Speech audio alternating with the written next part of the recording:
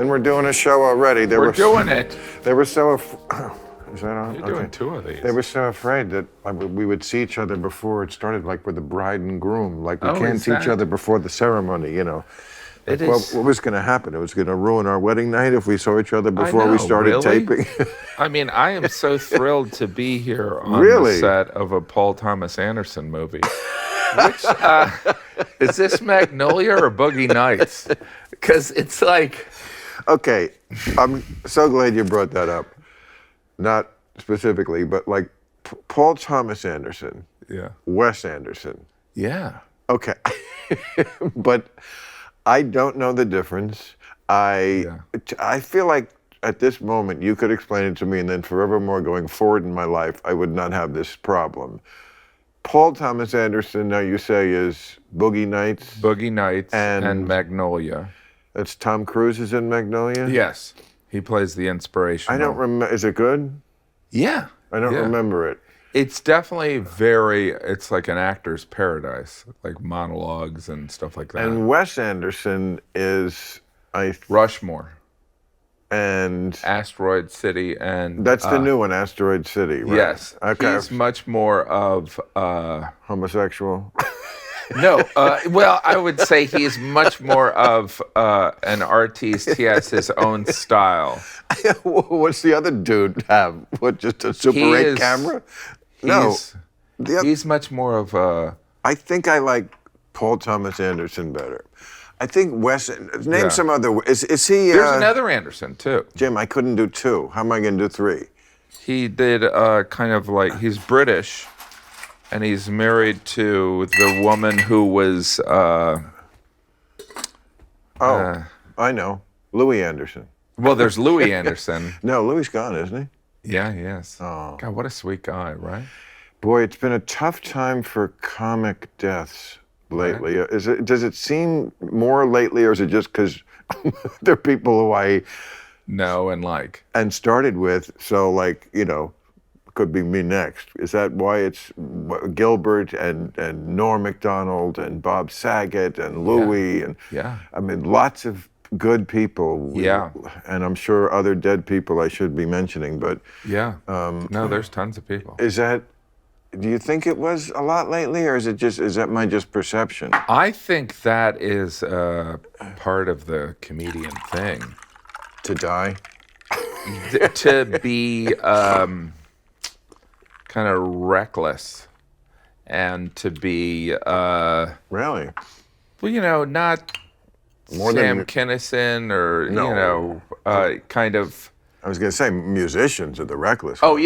yeah. But Robert Schimmel, you know, things kind of... Robert Schimmel, but wasn't that cancer? That was... No, I think... I think it was cancer. I think it was ball cancer.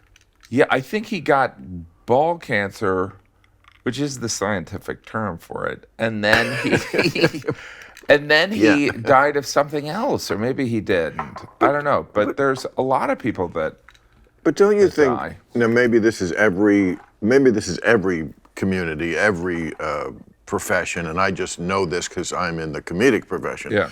But don't you think comedians are a complete panoply across the board of every type? It's funny, somebody at a party asked me the other night, they came up to me and said, this Russian girl, and she's like, I have a theory that only very smart people can be truly funny comedians. And I said, I've wished my whole life that was true, but it is not. Most comedians, I think, are pretty smart, but you definitely don't have to be smart. I'm sorry. And certainly to be very successful as a comedian. Yeah. And I just think it runs the gamut. You also can be a great person, like Leno, and I know you're out with Jerry Seinfeld, great human beings. Yeah. Or you can be a total schmuck. We've certainly had those. I just feel it's all across the board. I don't think there's a type. Well, I think comedians, you have to at least embrace, you have to have an understanding of a point of view. Right. You don't necessarily have to be the smartest person, but you have to be able to mine a certain Your point area. of view can just be, I'm fat. Right. And that's fucking funny. Yeah. When I just call myself on it, of course, if I did it, then it would be a hate crime. Right. Like, I can't really do, like, you're the genius of marriage jokes. Oh, really? Well, thank you. Yeah, well, I mean, you know, we could talk about marriage the whole time here, but not only is there enough material for like a great comic like you to do it, but for like almost every comic who's married has a wellspring of material about this subject. Oh, yeah. I do think that it's almost wrong for comedians to be married, in that I think that, you know, like even when any comedian gets married, you're kind of like, why would you do that to that person? Do you know what I mean? Because I know what you mean. I've always said the same thing. Like, I understand why poor people get married, but celebrities? It's ridiculous. Yeah, but there is something about, I never imagined that I'd be a comedian. So the whole thing of, I never imagined I'd be married and have 5 kids. I didn't imagine that either. Right. Do you know what I mean? So but, you know, here we are in your wildest dreams. I mean, the success that you've encountered in your career, did you imagine that? Well, it's funny. When I think of what I imagined as successful, it always just goes along with masturbation. Because like when I was 12 years old and masturbating, what was I thinking about when I was masturbating? That I had a talk show and that it made me very attractive to girls. But like, because I was 12, the talk show was literally like in a tent in my backyard. Oh, that's so interesting. That was my fantasy, that like, because I had to find a way to be realistically attractive to like the women who I was jerking off about, who were like the hotties of the day, like Anne Margaret or Judy Carn or, you know, Marlo Thomas were going to come over to my backyard and fuck a 12-year-old. But I had a talk show. I was a 12-year-old talk show host. So to answer your question, I think I've been thinking about it a long time. Do you think that there is something about comedians that we are, because, you know, like you always hear the musicians, I wanted to get the go, so I learned how to play the guitar. Is that kind of like comedians are like, they get attention from laughs in school, they have a taste for the power and the authority, and then they're like, oh, there's an occupation where it could even be more effective. Because I do think that there is a transformative experience in how someone treats you when you become successful. Yeah, but I think when we start out dreaming, like if you're, I guess you thought you wanted to be a comic when you were a kid, right? Absolutely. Okay, so we're kids. Yeah. We're dreaming about that. Maybe yours wasn't as sexually interwoven as mine was, but you know, just where my balls led me was like, and I also liked being funny. My father was a funny living room comedian. Yeah. You want to emulate that. You see that making someone popular. So yes, it's all woven together. What you have to learn at a certain point is that this dream, my dream of like, oh, yes, I'll be so funny, I'll be so successful, and then women like a rock star, no, that's not, music goes right to the pussy. Yeah. Whereas a comedian, you go through the brain. Yeah. So it's actually a good thing when you mature and you understand, oh, that actually saved me a lot of grief, because you want to go through the brain. Yes, yes, absolutely. I mean, with someone very hot, but through the brain. But at first you think, oh yeah, show business, you know, you think you're going to be Jerry Lewis in The Nutty Professor, you know, with Stella Stevens, and wipe off the lipstick, babe, and slide over, you know, it's just going to be buddy love. And no, it's actually, you're saved by that. But what I was going to say is, you know, like ethnic people can't make fun of, I mean, you can't make fun of someone else's ethnicity, but they can of themselves. Like, I feel like I can't do marriage jokes. Whereas married comedians, I feel like have this wellspring of material that I cannot access, even though I get submitted them sometimes by my writers, Right. who are all married. It's like, but that's not me. So first of all, it doesn't ring true. And if it's like me making fun of marriage, that's not cool either, because again, you're not one of us, so you can't make fun of it. Absolutely. Yeah, and I feel as though there's even like people that complain about, like, I repeatedly say children are horrible. And you do too. But it is But you mean it. But there is also it's there's a different takeaway from it, in that I'm kind of like the reason they're my kids have ruined my life, whereas like yours is more a theoretical theory that children are. Yours is more W.C. Fields. Yes. Whereas mine is guy with head in oven.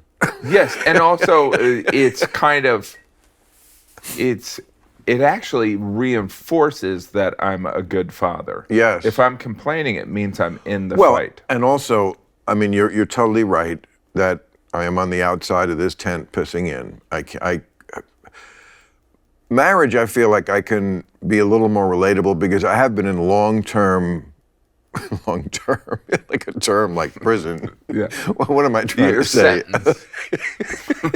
I had an extended sentence. Well, I haven't been in long relationships. Well, for me, long. I mean, 3 years, 5 years, but you get the same flavor. Yeah. And you have the same problems of marriage, which is that you're with the same person, communicating, seeing every day, same sex, that is the fundamental issue that is, I always think, the part of marriage that's a difficult part is things grow stale, you can't help it, we're human beings. So I feel like I can relate to that. I know what that feels like, and I know what problems that causes, and then the different ways people have to try to solve that problem. I know men who leave their wives after 20 years, are horrible, and I'm sure they are, but my question was always, as opposed to what? Okay, the love has gone completely out of this marriage. What are the options? To me, they would be suck it up, B, cheat, or C, leave. There's no good options here. Right. So you're saying, okay, leaving is not an option because that makes him evil, or her. It could happen the other way around. So leaving is not good. Cheating, I don't think is what we want, but okay, we're not allowed to do that either. So suck it up. That's the answer. It's like you're not happy. And I've went through more than a few divorces with friends my age, guys, and I know how they feel. They say I could not last one more day. And the roots go deep in our relationship and blah, blah, blah, and the kids, and I felt blah, blah, blah, and they just, had to get out. And then, of course, they marry the first girl who gives them a hand job after that. Yeah. I think it's also fascinating how there's the judgment for people that break up, and then there's and then some people have been married 5 or 6 times, and people don't have, Newt Gingrich, he really doesn't get that much blow. I mean, Trump's been married multiple times, and why both 3. What's that? Both 3. Yeah, but that's still a lot. And by the way, I'll give a pass because culturally, maybe they're, the first round it was this, or the second round, but it is, that is a pattern. Yep. And so I don't even necessarily have a point. I'm just saying, I just think it's interesting how. Very interesting. And how about people who marry the same person more than once? That's really interesting. Yeah. Talk about, Larry Miller had that great joke about it. It's like going in the refrigerator, taking out the milk, smelling it, and going, this is sour. Maybe it'll be better tomorrow. Yeah. Yeah. Yeah. No, some people just have to be married. That's the thing. They can't be alone. I think this all goes back to the personality that we were forged into us when we were 2. You know, Freud said, or Erickson, one of them said, all our personalities are made very young. And for some of us, abandonment issues, whatever it is, some people cannot be alone. So they always have to be with somebody. Then it becomes a thing of, okay, some people also cannot break that pattern of, well, you meet somebody, if it starts to go well, you proceed down this path. We like each other, now we're more serious, now we're exclusive, now I move in, then we get engaged, then we get married, we have kids. Like, it's a whole path you go down. And to me, it's like going down a river. It's a lovely trip, and then there's the falls. You know, because once you go, this is why I always say, I never go all the way to Baghdad. You know, I kick Saddam Hussein. You're more HW than W, right? Out of Iraq, but I do not go all the way to Baghdad. And you'll put in the no-fly zone. That's right. But that's it. Air cover, yes, but no ground troops. You'll get every country to join you That's right. in that decision. Great at alliance building, but no ground troops. I just think it's, you know, it's the Pottery Barn rule. You break it, you bought it. But yeah, I think that's the deal. I kind of forgot what we were saying. But I don't think anyone knows what they're doing in relationships. They don't. We're all, and we're all so Or different. parenting. But I also think it's really interesting how, you know, and I don't even know if I'm using zeitgeist in the right way, where some people can get divorced and it is devastating, like people are critical of them, and then some people get divorced and they're like, oh, well, no, that's you know what I'm saying? Oh, totally. Like if Yeah. Prince Harry and Meghan Markle got divorced right now, people would probably vilify her and feel sorry for him. But we don't know what's going on. Why would you Really? hear? I heard they're on the rocks. No, really? I don't know anything. Yes, I did, and I'd like to start spreading the rumor now. Well, But wouldn't you think that marriage is under a lot of pressure right now? Because they kind of fucked up their whole thing. You know, they kind of went way too hard on we're victims, and they assessed the mood of their generation and America correctly in that we are lovers of victimhood. Yeah. But America did finally find a way to say, you know what, we love victims, but you two, we've just had a little too much of it. And to push us to that moment, I think it's an achievement in itself. I had this joke about his, Dick? no, about his, I guess his uncle or his grandfather, his grandfather's brother, you know, the guy that gave up, Edward, who gave up being king. Of course. And how, like, everyone's been in love and they're like, I would do anything for this person. But, like, after about 3 years, he was taking the garbage out. And he was like, I could have been king.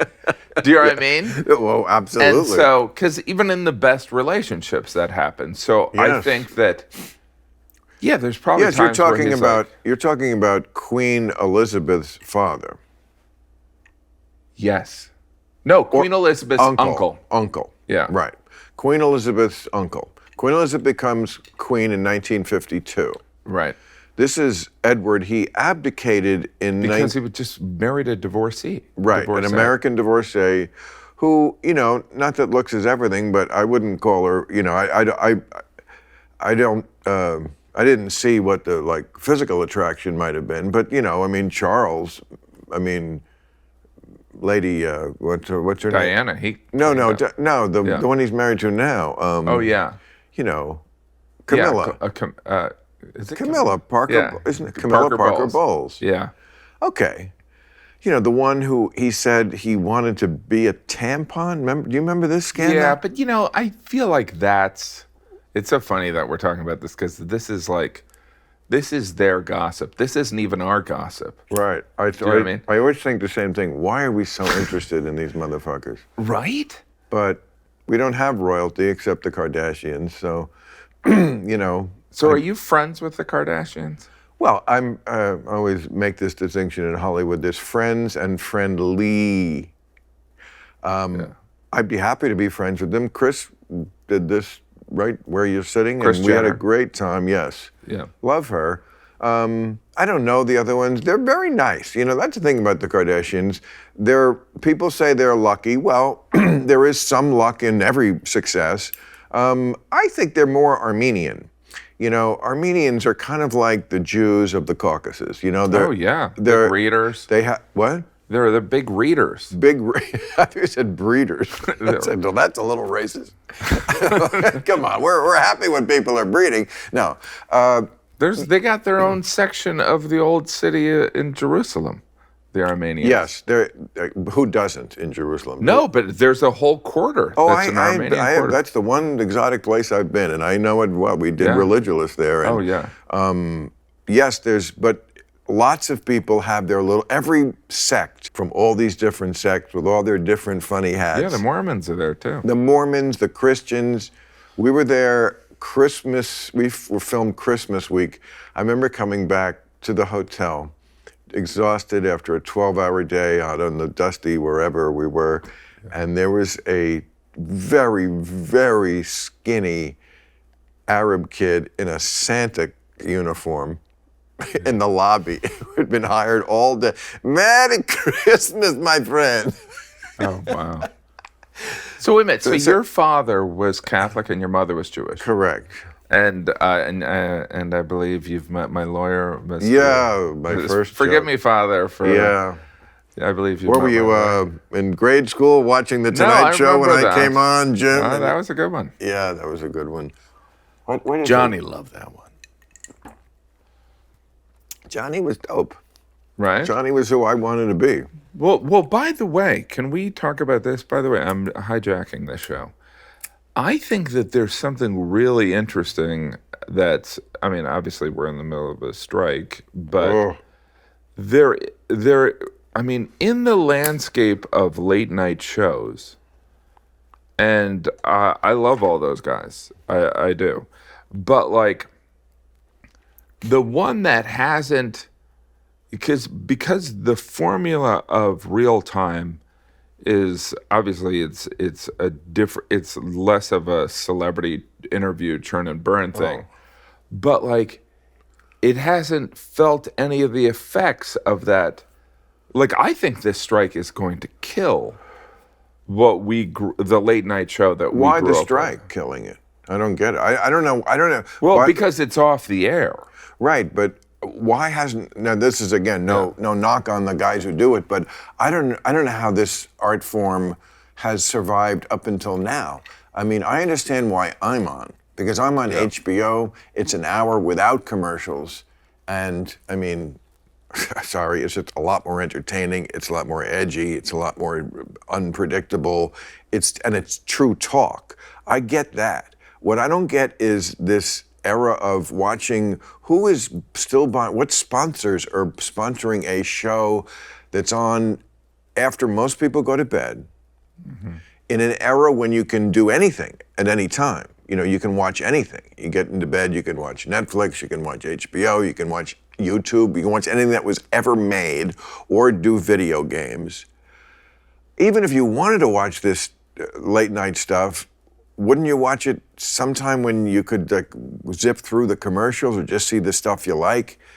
It just seems so anachronistic. I don't know how it survives till now.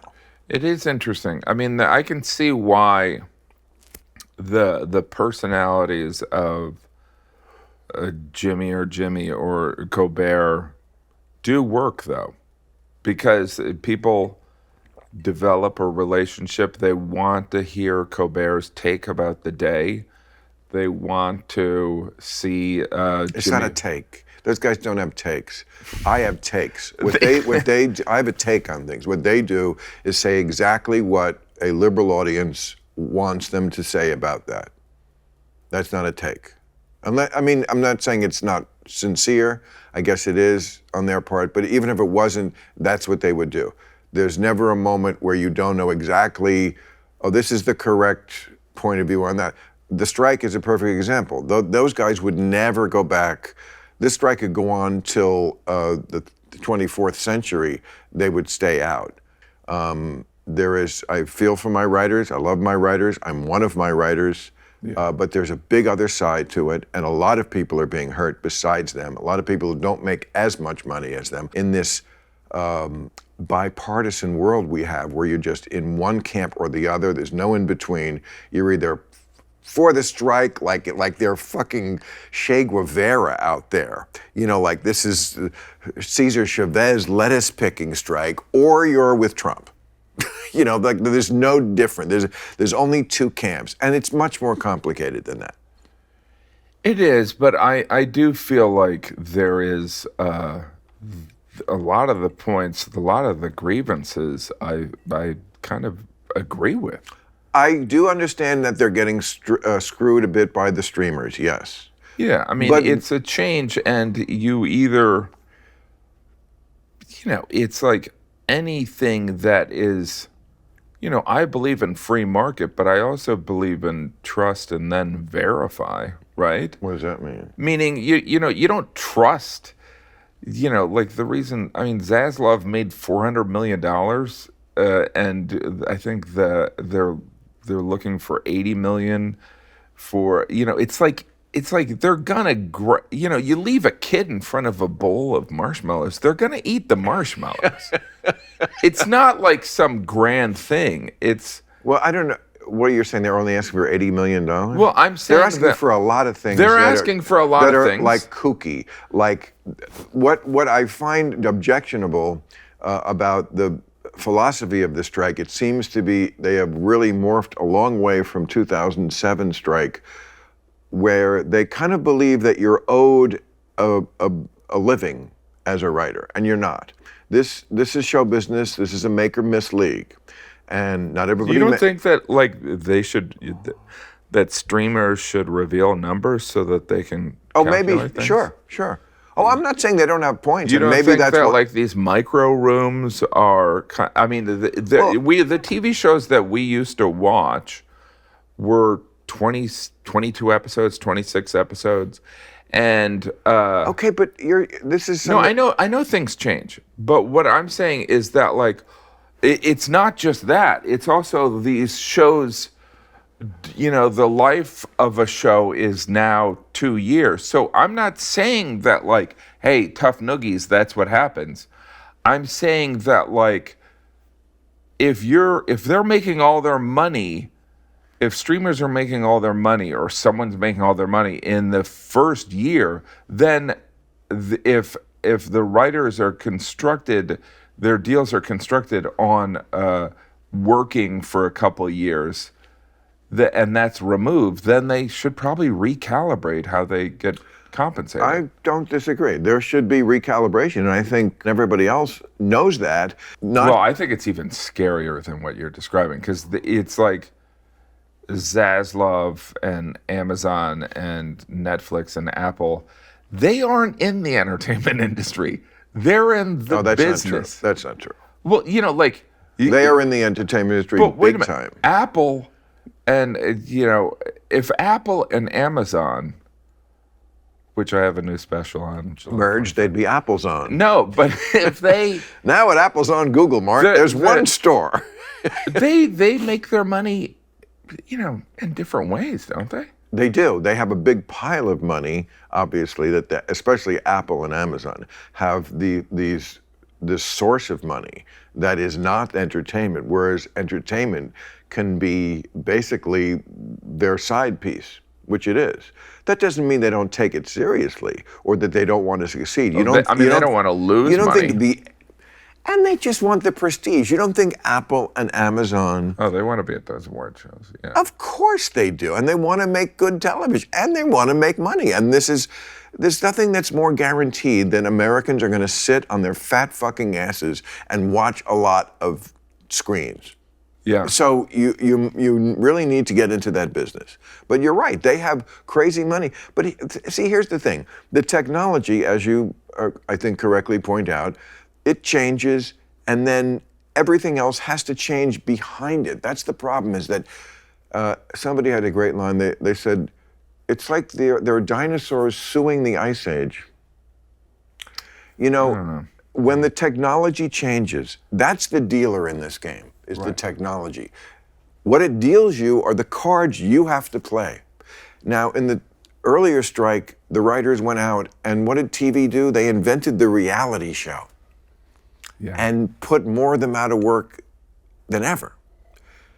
This time, they're striking against the streamers who were looking for a get-out-of-jail card for how much they overspent. They have tons of stuff in stock, so they have no reason to want to settle this strike. So they struck at just the wrong time. They have no leverage. Has anyone who's watching TV, I think Scott Galloway pointed this out, has anybody who's watching TV recently noticed a difference? Has it affected the person down the pipeline? I don't think so. I haven't noticed a difference. Now, at some point, I guess that will happen, and what that's going to what day is that when that comes? When Netflix runs out of what they have in the warehouse, and then what? We all demand that the studios settle with the writers. I mean, they're going to settle at some point. There's going to be a number, but you have to get into a room. My other question about this is, why doesn't the governor of the state of California, which this is a very big business in, this is entertainment. We're like what cars are to Detroit. Why doesn't he? Or were. Jawbone. You know, jawbone, when presidents get the leaders of industries who are at odds in a room and crack their heads together and say... If you're running for president, why would you want to alienate the money or the most important voices? Oh, now you've opened an interesting can of worms, Mr. Gaffigan. So, first of all, you think Gavin Newsom is running for president? I think he's the likely alternative. That's interesting because I like Gavin a lot.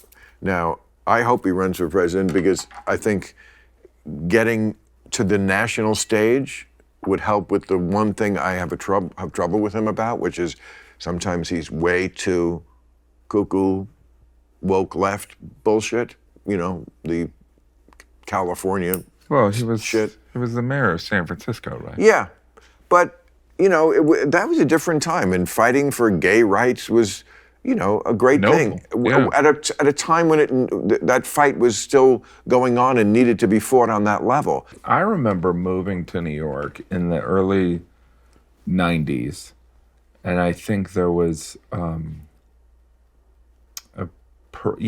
think some gay activists had shut down the Brooklyn Bridge. And everyone was like, what the hell is going on? Really? And they want equal rights. And everyone was like, yeah, they should have equal rights. And they want to get married.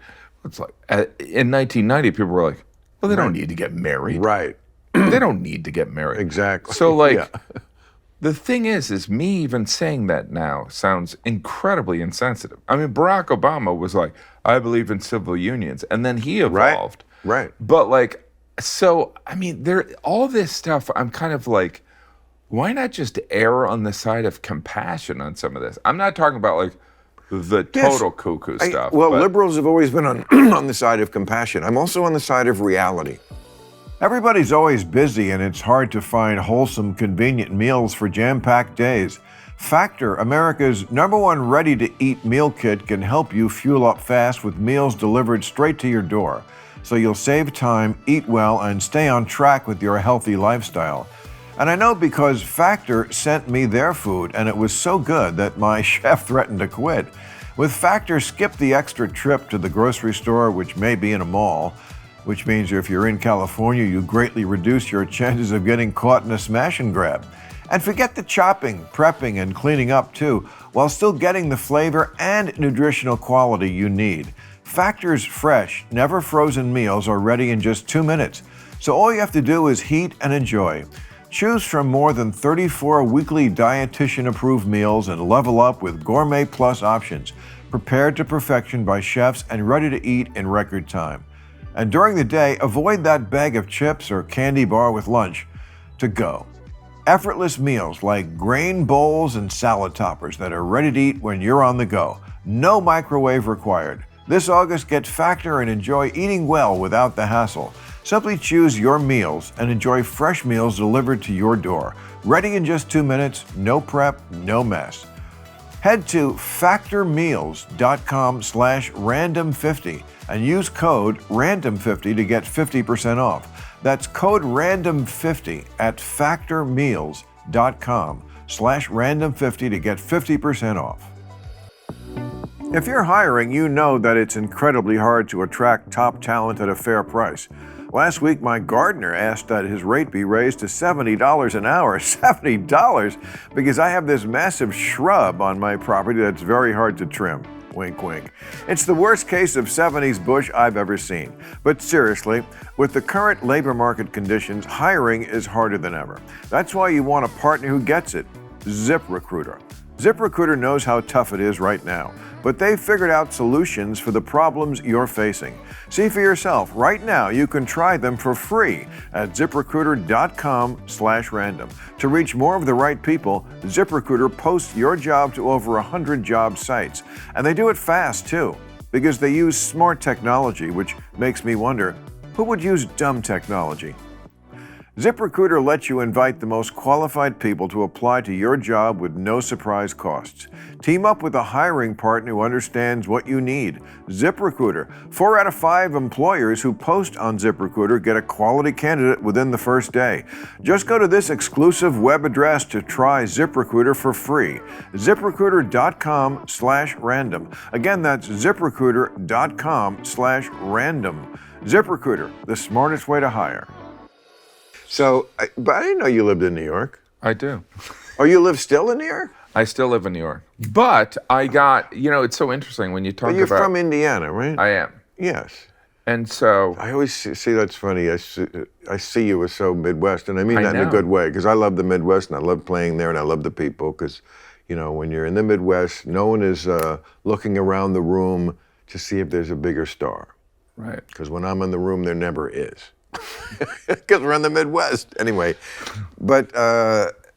No, I've lived in New York for 30 years, and people in New York don't even know I live there. Yeah, Martin Scorsese used to say this funny story about, he lived in California for 10 years, and he said the entire 10 years I was out here, people would see me at a party, and they'd always say the first thing, "How long are you out here for?" He's like, "I live here." So it just doesn't compute that Martin Scorsese lives in California. It doesn't make sense. And you don't live in, you still live in Indiana. Yeah. No, where do you, so what neighborhood are you in? I live in the East Village. Yeah, I bet you do. There's some pricey, nicey shit there. Yeah. Look at you, East Village. You're hipper than me. I'm out here in my suburban... But during the pandemic, we got a place in Westchester, and I love it. But we're so mostly you have both? in the city. Yeah. You're very successful at your But I never craft. thought that I'd growing up in suburbia, I never thought that I would want to. I thought that it was horrible. And, I got some land I like. I mean, you've got a nice place here. So let's go back to the thing you said about, like, when you were, what did you say? Like, what were you dreaming of when, like, I knew I wanted to be a comic when I would say 7. Wow. Really, I remember the Smothers Brothers had a show before their famous show. I'm sure the kids were like, "What famous show?" Okay, well, they had a famous show, kids. But then they had a sitcom where, did you know this? It was I didn't know that. early, it was like one of the first shows I watched. It was a sitcom where Tommy was an angel. Really? Yeah. Okay, so I used to, and he had like this kind of stuttering way of delivering his comedy. That was his shtick. And I imitated that when I was 7. I remember at a Christmas party. I do have that memory, and I think I was 7. Wow. Imitating Tommy Smothers and getting laughs. Yeah. Of course, your aunts are a pretty easy crowd, especially if you're 7 and you're adorable. You're just no, but it's... I would think that I kind of maybe got the bug that night. Yeah. No, you sit there and you wonder where you get the bug, because there's the bug. And by the way, a lot of people get the bug, but some people. Like, in my family, I'm considered 3rd funniest, but I'm the only one that went into it. Well, I think they flattered themselves. No, well, I mean, some of it. There are funny people that don't take the plunge, right?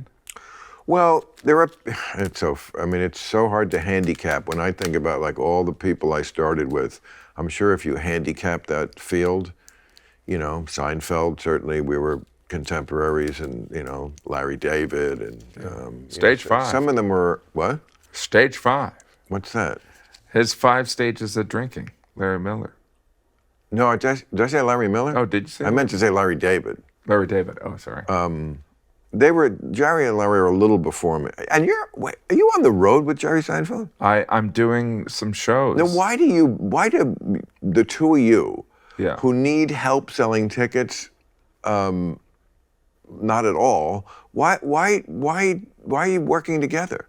Just because you like it? Some of it, yeah. I mean, well, it's similar to the conversation we're having, and why you are probably doing this, because it's fun to hang out with other comedians. That's true. I should do And so it gives us an opportunity to do a show.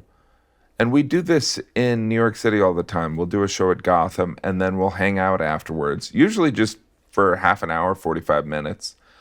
And it will just be talking about comedy, because some of it is, like I think of Jerry as kind of this comedy Socrates, where you can sit there and for sure. You remove, he doesn't engage in gossip. He engages in discussions of comedy, which all comedians do. But we can sit there and, some of it is the craft of joke writing is, it's fun. And it's funny, I mean? but he was ahead from the beginning. Wow. Like there was never a time, like I got to New York in '79. I think he was a couple of years before me. I think he started in '76 at the company. Yeah. So, but he was always like this calm, head of the class guy, like not arrogant about it, just was like aware. I think he was like of what you had to do to like get on TV and be successful and like do this act that was like everyone could get. Yeah. But insulted did not insult the smartest person in the room. We also loved it. I certainly did. Yeah. I mean, just to maintain that, and for his birthday, I gave him this little rabbit that I had made. It's hard to find a rabbit. You can find a bunny. But, because I was saying to him, he was always the rabbit that we were chasing. Oh, wow. And I had it inscribed, to the rabbit we never caught. Oh, wow. And it's funny, right from the beginning, and it's funny, he and Leno, who was, another giant, maybe the two most successful ones that in the last 40 years, right? I mean, the Tonight Show for 22 years, Seinfeld. Also, like the two solidest people. Wow. I hope that says something good about comedians in general. Like the two, don't you agree? Like the most, like you would not be wrong. People have that "What would Jesus do" bracelet. What would Leno do? Right. What would Jerry do? Because they just don't do shady, sloppy, wrong thing. They're very mature, way more mature than me. Yeah, and also inexhaustible. Yes. Right? Iron J. It's not good. It's not good enough. No, we'll find something else. Oh, I see. Yeah, that's it. Like Jerry's always, there's something, I kind of call him a robot because he doesn't get distracted by emotions. Do you know what I mean? He could be an alien. Like, there's something, yes, that's right. I understand. But, of course, that's not true. He's very human. Yeah. I love on his show that he, like, on the coffee show, he's so much more curmudgeonly. Oh, yeah. Than maybe partly because of age. He's older than he was on his show. Or maybe just, it's a different forum. But I love that side of him. He's got a lot of W.C. Fields in him, too. Well, just I no think, patience with, people's... I think that's the greatest compliment of a comedian is if you can go beyond a decade. Because I think that there is something, as we sit there and we talk about the zeitgeist shifting and things and norms changing and stuff like that, and they should be questioned and everything. But like, if you can't see the rules in front of you and adjust and recalibrate, that's right. Do you know what I'm saying? Absolutely. Like, that's why Carlin was so special. That's why, Right. Seinfeld. That's why, I don't think people give Chris Rock enough respect. It's like, he's like a master joke writer, but like, he was in some ways, the king of the 90s, and then 2023 he's still kicking. You know what I mean? Oh, no. He's great. I saw his last one. Yeah, because he was always, stand up first. Like, he never, gave it up for acting. Yeah. It was like, I can fit in both. Yeah. Just like, I do real time, and I never gave up stand up because I never would. Why would I? And some of it, I remember seeing you on, remember Bob Costas' show? Was it later? Yes, I did. I remember doing that. It was when I was first on the air with Politically Incorrect. And it was you talked about laugh ears. Oh, God, it was 1994. Who the fuck knows what I talked about? You remember that? I don't remember. Yeah. But I do remember feeling very arrived because because that was a great show, Bob. It was a great show. And it was also a one-on-one. Like, you had to be somebody that, okay, so it was 1:30 in the morning, but it was still a show that, I'd seen a lot of cool people on it. Yes. A lot of musicians. Yeah. And he's also a sponge. Oh. He is like the knowledge. Oh, Costas is amazing. Not just sports. Yeah. What a mind. What do you do on the road? What like you're going when you say you're having a tour? Like, I go for weekends, and that's like, I'm mostly weekends. Oh, yeah. good. Yeah, I'm mostly weekends, and I'm, it's ever evolving. Sometimes it's, smaller theaters where I can get reps, and sometimes it's bigger theaters. When you get what? Repetition. Repetition. So I can do 2 a night, like the Wilbur in Boston. What? You do 2 shows a night? I know, but it's good for. Okay. It's for Oh, good. Is there another glass there? Yeah. Or is that for your booze? I can use this one. Here, this is a clean glass. You want water? Sure. Is that sparkling? No. Baby needs spark. No, is this my water? You'll like that. That's my stevia soda. Stevia soda? Yeah, it's good. Put it on ice. I feel like some English guy doing a commercial. What was Try I just talking about? Ice. What? I don't know what we were just talking about. Seinfeld or something? Yeah, the So touring. I do different size venues. You do 2 shows a night. You're nuts. Sometimes. Okay, you have to stop hanging out with Seinfeld so much. Hang out with me a little. Sometimes. I'm going to corrupt you. I'm going to be the person. See, this is why wives don't like me. They really. Do you think your wife would like me? Yes. Oh, good. Well, she would probably argue with you, but you wouldn't want someone that would just agree with you. Why not? Of course I would, unless I'm wrong. What? I don't understand that thing where people are like, my wife, I love her. She keeps me grounded. Oh, oh joy. I was doing all this soaring, and luckily I have this bitch to slap me back down. No. I don't like people who are controversial sometimes just for the sake of being controversial. Yeah. Just if you truly disagree about something, of course. But mostly... Be a good hang. Yeah. Be a good hang. Like, are we having to fight about anything? No. Isn't that what life is all about? I think so. Yeah, that's a pretty damn important thing. I think so. So, right. But, well... I love acting, and I think I'm convinced that when I get on a movie set, that's my MO. Is like, yeah, you're actually a good actor. Oh, thanks. I was very surprised. I'm like, and some of it is having had my own show and been on the other side. I'm like, I'm not going to be the pain in the ass. I'm not going to be that. Because, some actors... About what? Friends that I love, they're just kind of... Oh, They have a habit of complaining or something like that, or they're kind of just, there's a problem. Whereas, like, what you want when you're on set is you want a soldier. And so when I get on set, I'm a soldier, and I'll pitch ideas, and if they don't like them, I don't give a shit. I don't get in the way. And it's exactly the right attitude to have. Right? I mean, I'm shows. sure when you're dealing with your writers on your show, you're like, please pitch ideas, but don't throw a fit if I don't they know respond to it. They, of course, know this. They know this years ago. Yeah. I mean, that's the first thing you have to understand as a writer. And not to get back to that writer's strike shit, but, like, really, there are some kooky ideas about, like, every writer's room. I think they're demanding to have 10 people. Okay, that is micromanaging the creative process. And there is already... Really? That's part of the thing? That's certainly what I heard. Wow. I mean, it was written on the bathroom wall at Mr. Chow's.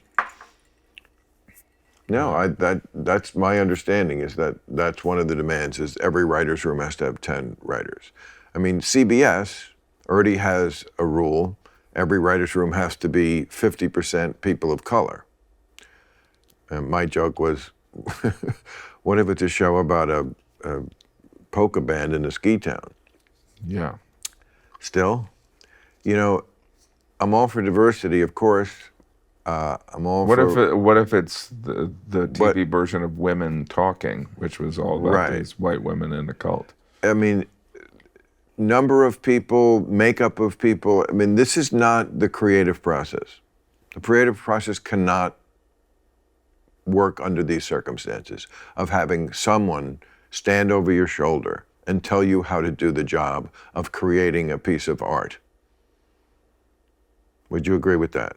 Well, I think that's, I agree with the premise of that's why HBO succeeds, is that they don't get in the way of the creative people, right? Isn't that why it worked? Correct. You are completely correct. And that is how they made And that's why the streamers, And that's how HBO had that all to themselves for a long time. They were the only ones doing that, which is why everyone wanted to work there. And then, of course, the other knuckleheads at some point caught on and was like, okay, I get it. You only attract the big talent when you make the deal with them that you let them do what they do. Right. And HBO has had plenty of flops. Anybody remember John from Cincinnati? Yeah. Or Hung? I saw Hung. Yeah, it wasn't terrible. Yeah. But I'm just saying, not everything is a home run. And that's what they let the people do. Artists sometimes fail. Yeah. But their batting average is very high and very good. And that's, once you start this micromanaging, comrade, I just think we're off into not a good place. I know they got mad at Mike White because he writes White Lotus all by himself. Oh, really? Yeah. And a lot of the great writers do. Yeah. They just don't. I don't think Aaron Sorkin needs a big writer's room. And if he does, can he decide how many and who? No? Because that is getting a little communist for me. Yeah. Hey, I got you to agree with that. Yeah, no, I agree. I know. You live in that East... Who's the weirdest person? I guess you can't. Jim, you live in the East Village, and, I know, it's all the hippies. They get a hold of your mind. You're really the hippie. I'm open to new ideas. I know. So who is the craziest, you can cut this out of the podcast. Who's the person that's been most wasted in here that I would be shocked? We don't cut anything out of the podcast unless you want it cut out. But I don't want to, if you're like, Clinton was passed out on that couch. I don't want to out him. I think because I feel like the intimacy here is that you can come here and get fucked up and don't worry about it. You have to watch the Richard Dreyfuss episode, and that will answer your question. And I'm very fond of Richard Dreyfuss, and I think it is a tribute to him that I believe he had a back issue and may have needed some medication for that. But I mean, he is horizontal in that chair for a lot of the show. And them laughing. Well, I mean, and to his great credit, if you just listen to it, you don't know that this guy is 3/4 of the way to the floor. You just, really? yeah, because he's still a engaging, interesting, intelligent man and speaker. And he, again, it's kind of like the Kennedy-Nixon debates. You know, they said the people who listened to the debates on radio thought that Nixon won. But the people who watched the debate on TV thought Kennedy won because Kennedy was good looking and Nixon was sweating and had a 5 o'clock shadow and looked like Nixon. Yeah. So it's kind of like that. The people who just heard Richard Dreyfuss, they thought he won the debate. But when you saw it, but no, I mean, I don't ever like force people to smoke or drink. I mean, it's just I wanted to create an atmosphere here with the cameras basically unnoticeable, so hidden smart. in the walls, So smart. nobody else in the room, and just talk with people who I would be doing this with anyway. Maybe and people are not playing to someone that's laughing over there. It's hey, just, there's my friend. You know, it's like or like, hey, dude, look this up on the computer. I mean, it just makes that's not like life. That's not what life is. When I actually hang out with my friends at home, I don't like have a dude on the computer to look shit up. You know, I can look it up myself on my magic light box. But I want to visit you in Greenwich Village. I want to see your house. I want to meet the kids. Oh, it's just chaos. Well, I know. And so how often... Just to see if I'd made the right decision. I feel like you are the perfect person to give me so that you won't regret any of it. Because I live in chaos. I live in a pretty much a chaos.